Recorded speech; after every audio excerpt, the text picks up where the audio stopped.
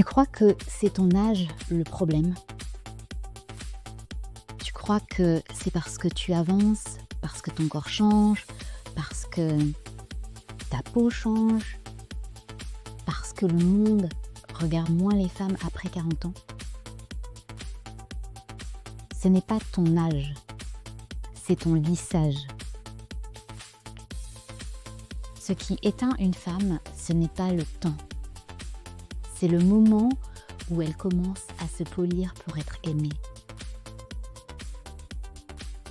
Peut-être qu'une partie de toi pense que pour être reçue, entendue ou acceptée, eh bien tu dois être plus douce, plus lisse, moins directe, moins intense.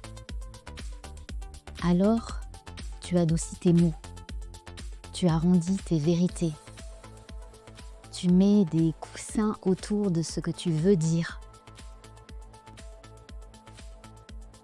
Un peu comme si ta vérité devait être rendue acceptable pour pouvoir être entendue.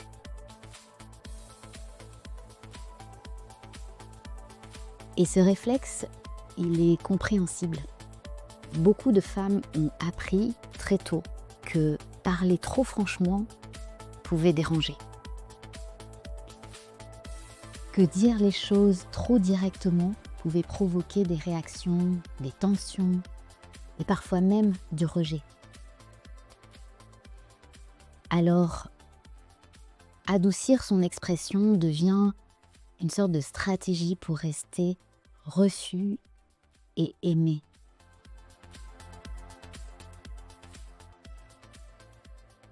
Si tu m'écoutes aujourd'hui, il y a de grandes chances pour que tu aies appris à être un peu plus douce, un peu moins intense, un peu moins dérangeante. Tu as appris à arrondir, à reformuler, à ne pas dire trop fort, à ne pas faire peur. Et à un moment, ça devient une seconde peau. Et on appelle ça la maturité, on appelle ça la sagesse, on appelle ça grandir.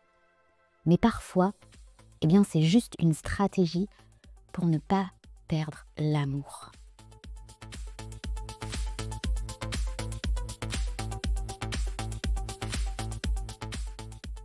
Il y a des années, et à ce moment-là, je vivais en Inde.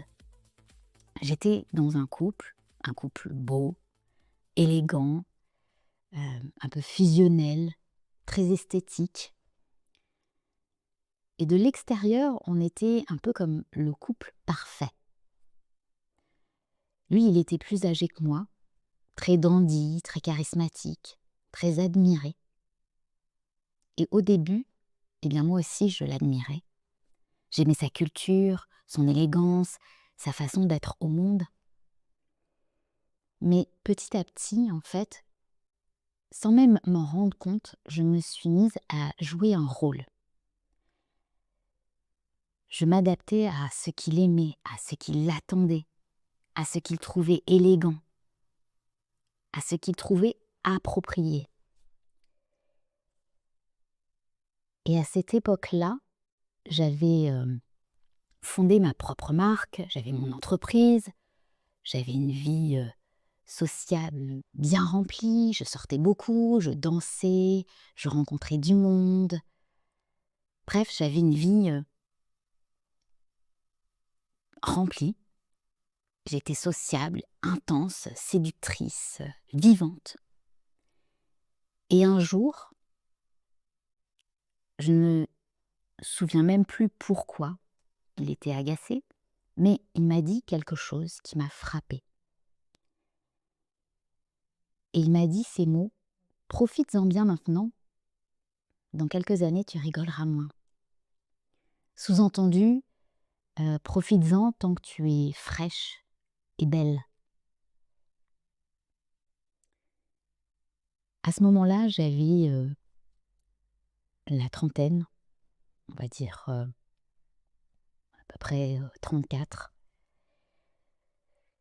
Et je me souviens très clairement de ce que je me suis dit intérieurement.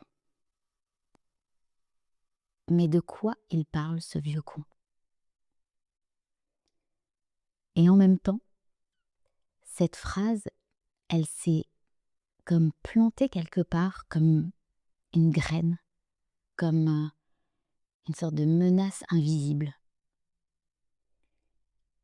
Et c'est comme s'il y avait deux femmes en moi, celle qui voulait être aimée, celle qui voulait représenter quelque chose d'idéal, le beau couple, la belle image, la réussite, et celle qui sentait que quelque chose n'était pas juste, n'était pas vrai. Un feu, un malaise, une sorte de tension dans le ventre. Et plus le temps passait, plus je me suradaptais. Je polissais mes angles, je retenais certaines phrases, je devenais plus lisse. Et plus je devenais lisse, plus je me sentais vide. Une sorte de vide abyssal. Je ne savais plus qui j'étais. Et à un moment,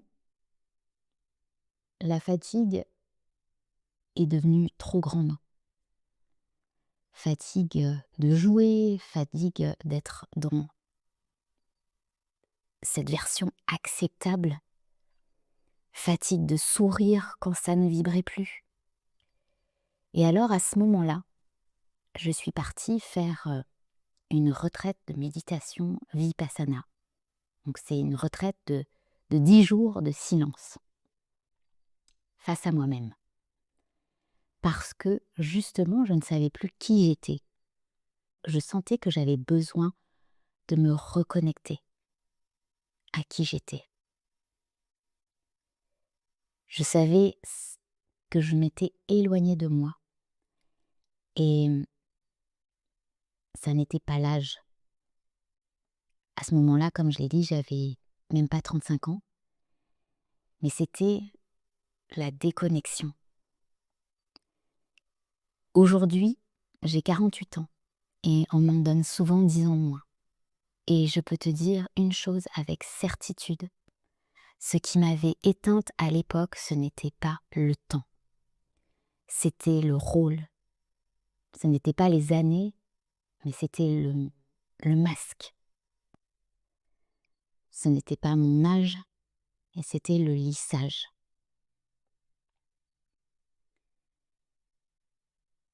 Et en plus, il se trouve que ce n'était pas que dans mon couple, parce que dans ma vie professionnelle aussi, j'étais associée avec quelqu'un qui ne me correspondait pas et je n'osais pas m'exprimer. Je disais oui, j'acceptais parce que je voulais être aimée par mon compagnon, par mes amis, par mon associé. Et je ne voulais pas déranger. Je ne voulais pas imposer ma voix. Alors, je me suis polie. Et à l'intérieur, eh bien, c'est comme si je devenais folle. Il y avait presque comme une schizophrénie en fait. Deux personnages. La femme parfaite d'un côté et la femme en colère de l'autre. Les femmes ne deviennent pas invisibles en vieillissant.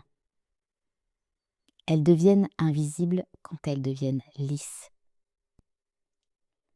Le lissage rassure, mais il n'allume rien. Le lissage protège du rejet, mais il tue le désir. Le lissage crée l'acceptation, mais détruit le magnétisme.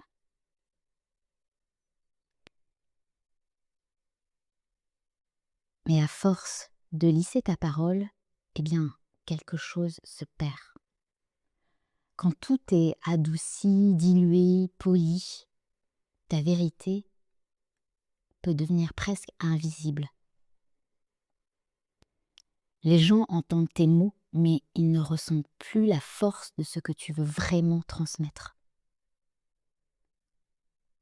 Ce n'est pas ton intensité qui pose problème, c'est parfois le fait d'avoir appris à l'effacer, justement.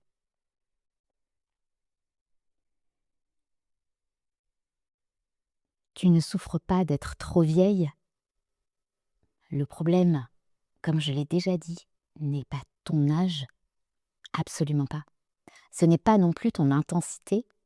Le problème, c'est ton lissage.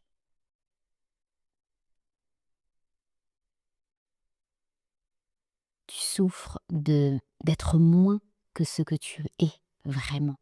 Moins intense, moins sauvage, moins tranchante, moins vivante. Et ton corps le sait. Quand la libido baisse, quand l'élan disparaît, quand la fatigue s'installe, eh bien ce n'est pas toujours hormonal, c'est parfois existentiel. Quand une femme cesse de lisser sa parole, quelque chose change. Sa voix devient plus claire, plus incarnée, plus vivante, plus vibrante. Et c'est souvent cette authenticité qui crée la véritable résonance. Si tu continues à lisser ce que tu dis, tu risques de créer une communication qui reste correcte, mais qui ne marque pas. Les gens oublient très vite ce qui est trop neutre. Mais quand une parole est vraie, incarnée, assumée, eh bien c'est là justement qu'elle peut toucher profondément. Qu'elle peut aller nous toucher au cœur. Pas parce qu'elle est plus douce, mais parce qu'elle est plus vivante. Imagine une femme, on va dire, de 50 ans, elle parle sans lisser, elle dit non, elle dit j'ai envie, elle rit fort, elle ne s'excuse plus. Alors oui, elle dérange un peu et pourtant, on la regarde. Parce que la vérité attire plus que la jeunesse. Alors aujourd'hui, je veux que tu fasses une chose simple, une seule. Écoute cet épisode et observe simplement une chose. Où est-ce que je me censure pour être acceptable? Où est-ce que j'adoucis ma vérité par peur d'être trop?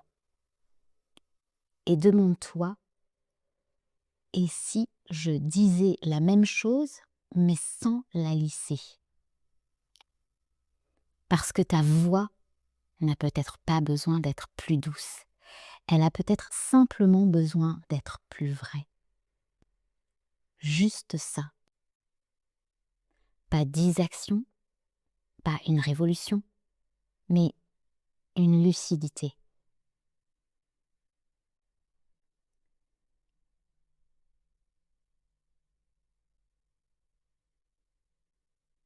Dans certains environnements très normés, oui, la douceur et la diplomatie sont valorisées.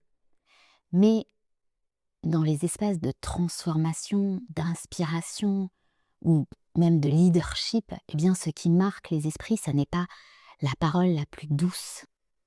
C'est souvent la parole la plus authentique et la plus claire. Beaucoup de femmes qui ont un impact fort, qu'elles soient créatrices, qu'elles soient accompagnantes, qu'elles soient leaders, elles ne sont pas nécessairement les plus lisses. Elles sont celles qui osent dire les choses avec leur ton, avec clarté, avec leur style, avec leur vérité. Et c'est ça, précisément, c'est cette authenticité qui fait que leurs paroles restent.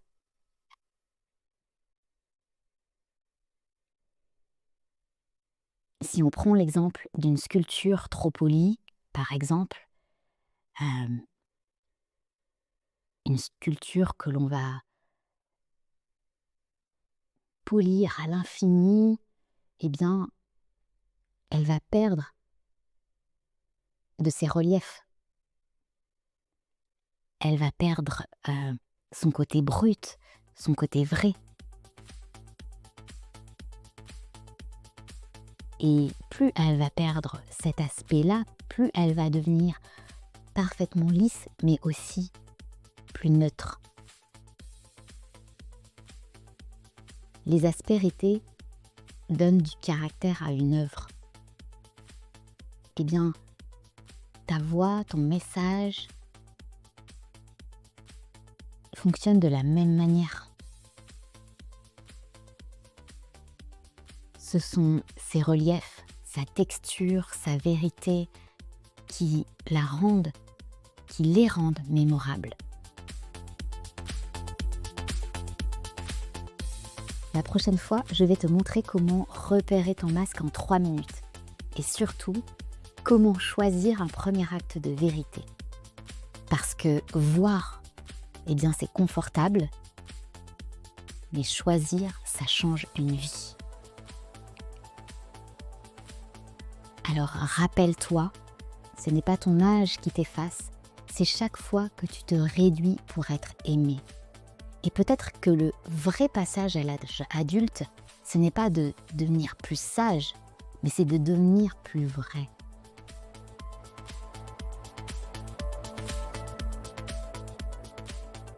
Si cet épisode a remué quelque chose en toi, eh bien abonne-toi sur ta plateforme d'écoute. Parce que cette saison n'est pas une série à consommer. C'est un masque à faire tomber. Et la prochaine fois, on va commencer à l'enlever. On ne t'écoute pas parce que tu es plus douce. On t'écoute quand ta parole devient impossible à lisser.